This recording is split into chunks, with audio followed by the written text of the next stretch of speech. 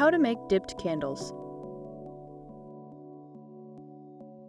First, you'll need to cut your wicks. Each wick should be twice as long as your desired candle length, plus a few inches.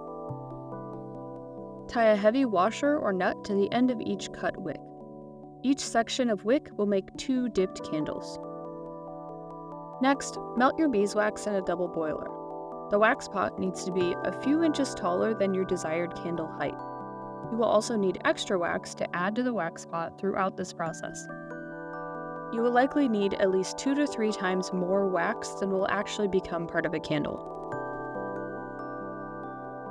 Holding your section of wick in its center, lower the 2 sides of your wick into the wax pot. Leave the wicks in the wax until you no longer see bubbles escaping from them. Hang the primed wicks so that the 2 sides won't touch each other. Repeat these first steps to prime all the wicks that you've prepared.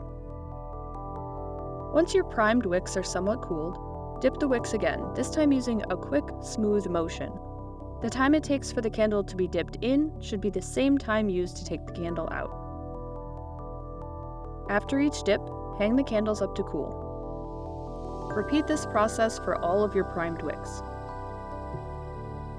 After about 5 to 10 dips, you can remove the nuts from the bottoms of the candles.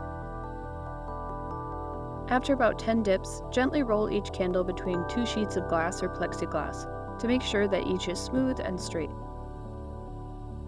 Use gentle pressure and continuously roll the candle.